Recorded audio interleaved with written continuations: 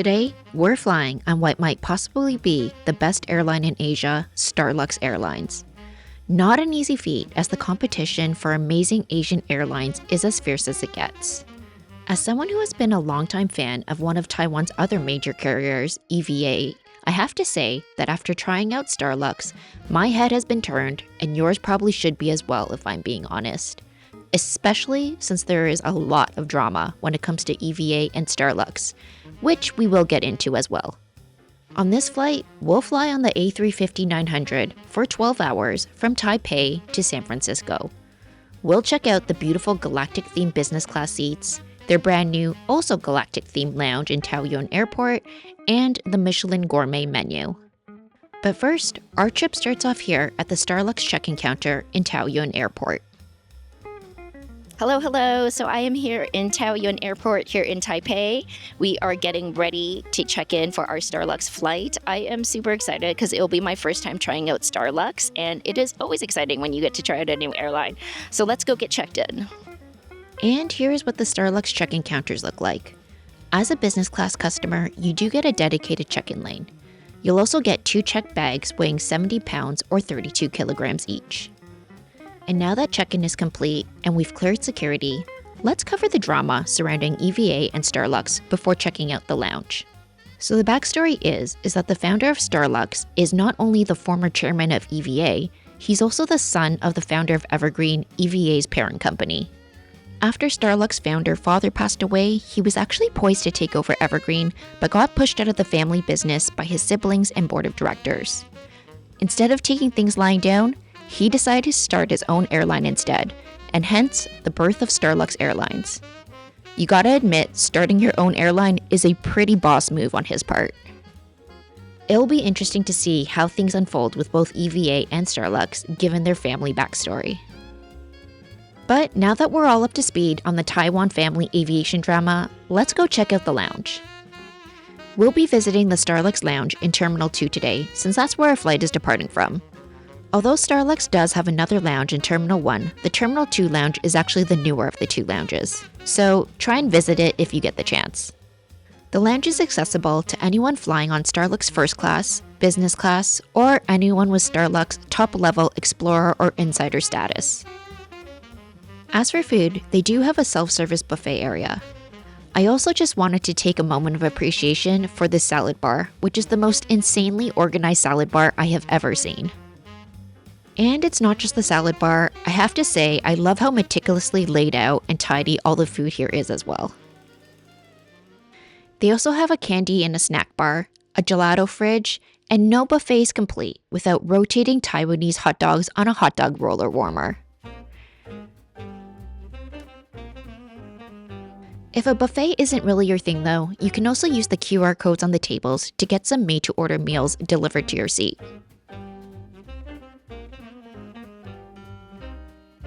In terms of beverages, they have espresso-based coffee, tea, sodas, and fresh-pressed juices. But if you need something a little bit stronger, you'll also find complimentary liquor, wine, champagne, and beer.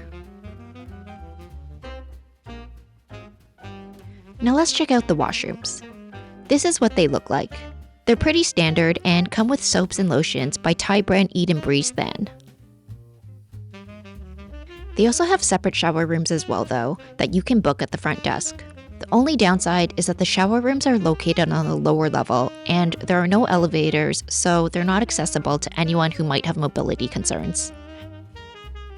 I have to say, the shower rooms are really nice though. There's a vanity area that comes fully stocked with towels, as well as a drawer full of any amenity you could possibly need. The shower has a rainfall shower head and plenty of shampoo and soap, of course. But the best part of the shower room, other than the Japanese-style toilet, is definitely this space-themed toilet paper.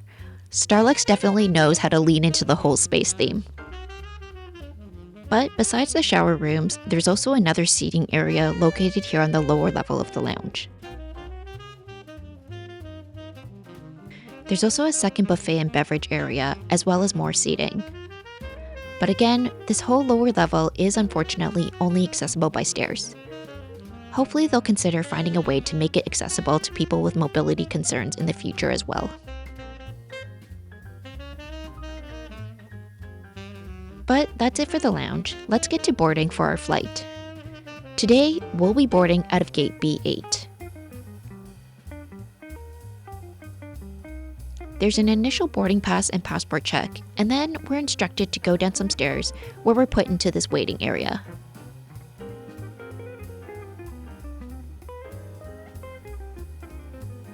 When it's finally time to board for real, there's another passport and boarding pass check, and then we get to boarding Group 1 as business class, after the first class passengers and passengers who need extra assistance.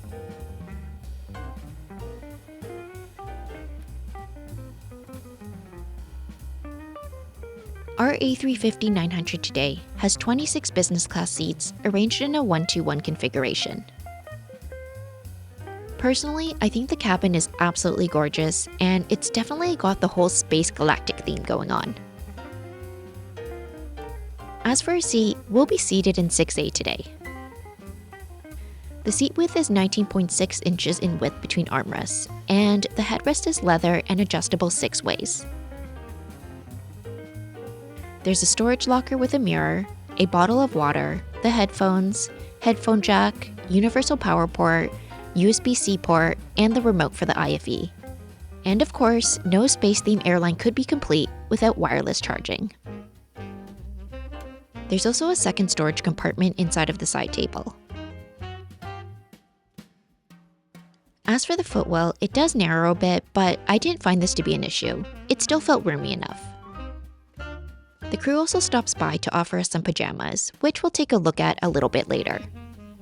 We were also offered a hot towel as well as a welcome drink of pineapple guava juice, although there was also champagne and cocktails available as well. It's now time for pushback and takeoff, but in the meantime, let's check out the menus, which are extensive. For the main meal, there's a choice between an Asian menu done in partnership with Michelin star chef Kin of Niniao Restaurant, or there's also an international menu option as well. There's also a snack menu, which you can order off of any time after the main meal has been served. And there's also both an Asian menu or an international menu that you can order for the pre-arrival meal. As for beverages, there's an entire section of signature galactic-themed cocktails. And of course, there are plenty of non-alcoholic options like espresso-based coffee, juice, and soft drinks. As for tea though, it gets its own entire section that spans over 2 pages. And if that wasn't enough, there's also another section devoted just for cold-pressed juices. For wine, it gets its own menu altogether. There are various types of champagne, red, and white wines, mostly from France, Portugal, Australia, and California. The FA stops by and dresses the table with a white tablecloth because it's now time for dinner service. First, apologies for the upcoming shaky dinner service footage. There was a lot of turbulence during dinner. I did go with the Asian menu that was done in partnership with the Michelin star chef Kin. The appetizer arrives first, all on one tray. There was a white asparagus, batarga, and Maggi mayo. Absolutely delicious and a great start to the meal. We also got our own mini bread basket and a red shrimp, sweet pea, and endive salad. And if all of that wasn't enough, there was also a chicken, spring vegetables, and watercress soup. And yes, all of that was just the appetizers. Next came the main. It was a braised pork cheek with tomato, polenta, green beans, and almonds. And I know that this looks like a giant scallop, but it's actually the polenta. As for the braised beef cheek, it was super tender and absolutely delicious. Finally, for dessert, they served a fruit plate, as well as Niniao pineapple pao chung tea and sea salt milk gelato. The gelato was extremely flavorful and very refreshing. And the last thing I really wanted to try on this flight was the boba milk tea, especially since boba milk tea comes from Taiwan. And I have to say, it did not disappoint, and being able to drink a boba on an airplane was definitely top tier for me. Now that dinner's done, let's check out the amenities. The amenity kit is by Japanese skincare company 3. Inside the amenity kit, you'll find lip balm and lotion by 3, a dental kit, a Starlux eye mask, and a pair of socks with stars on them. There's also earplugs and a comb. They also gave us this shoe bag that had a pair of slippers inside them, as well as a face mask. And of course, there's also the pajamas, which we will check out in the washroom. There are 3 washrooms available to business class passengers, 1 at the front of the plane and 2 at the rear of the cabin. There are some creams and lotions from French company Huygens, as well as hand soap from 3. There's also some dental floss, some mouthwash, as well as plastic-wrapped hand towels. There was also a fake flower for a touch of class, and I have to say, I also really enjoyed this wallpaper. It's actually the same wallpaper that they have on the back wall of the business class cabin as well. And yes, the same space-themed toilet paper from the lounge is also in the washrooms on board as well. Before we get going, let's change into the pajamas. This is what they look like on, and they were very comfortable. Okay, let's head on back to our seats now. When I get back to the seat, the FA is already making up the bed with a mattress pad. This is what the bed looks like in full lie-flat mode. It's 79 inches. There's also a door that closes so that you can have full privacy when you sleep or at any other time. Here's a close-up look at the blanket. Even though it is a bit thin, it was still really cozy. It felt like a fleece material, but is actually made of recycled polyester. As for the footwell, here's what it looks like when the bed is in full lie-flat mode. Still lots of room. Okay, now let's check out the headphones and the IFE. This is what the headphones look like. Not only do they match the cabin perfectly, but they're also sturdy, well-made, and had amazing sound quality. As for the IFE itself, it's a 24-inch 4K display that displays images and colors beautifully. For entertainment, there was a lot more foreign films than Western ones, which is great if you love foreign films, but if foreign films are not your thing, you might want to consider downloading your own entertainment beforehand. But if you would rather be productive and get some work done, Starlux does provide complimentary Wi-Fi for business class passengers, which is really, really nice. Okay, it's now time for something off the snack menu. I was torn between the Wagyu truffle pineapple bun and the XO sauce dry noodles with wonton dumplings. Ultimately, I chose the truffle Wagyu pineapple bun, and what a mistake that was. I should have ordered the noodles because the Wagyu was really dry and tasteless, even with all that truffle butter slathered on top. I also decided to try out one of their signature cocktails, the Sci-Fi Cosmos. The Sci-Fi Cosmos has gin, lactic acid drink, blue curacao syrup, and tonic water.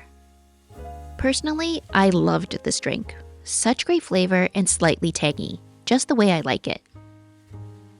Okay, now before we get to the pre-arrival meal, let's talk about how much all this cost. Now, let's talk about how much all this cost. So, one way between Taipei and San Francisco was 75,000 Alaska miles plus $45.71 US dollars in taxes and fees, which I feel like is a really, really great redemption. Before the pre-arrival meal comes, we're given another hot towel. I decided to go with the Asian option. It came with some congee, which was a little bit too thick for my personal taste, but all the toppings like pork floss, pickled cucumbers, and the salted duck egg made up for it. It also came with shrimp scrambled eggs, eggplant, and fish. Definitely a solid breakfast. Everything was great. We're given yet another fruit plate and a hand towel as well. There is definitely no shortage of fruit or hand towels on this flight. And as we land with a beautiful sunset into San Francisco, let's talk about Starlux Airlines a little bit. Overall, I was really impressed with Starlux. The cabin is stunning, the service impeccable, and the food as tasty as they come, minus that dry Wagyu pineapple bun. And what's there not to love about space-themed toilet paper? Normally, I'd be surprised that a newer airline would be able to execute this well, but given that the founder of Starlux has extensive experience from his former family airline with EVA, it makes a lot more sense. The only thing I dislike about Starlux at this point is that the route network is mainly limited to intra-Asia and the west coast of the United States right now. over time, hopefully they'll expand their routes, and when they do, I think that's when the other carriers really need to be concerned because Starlux will definitely be a contender. But let me know what you think about Starlux Airlines. Also, who do you think does it better, Starlux or the original family business EVA? As always though, thanks for flying with me today, and if you've enjoyed this video, please consider liking and subscribing. It really does help, and I'd love to fly together again soon.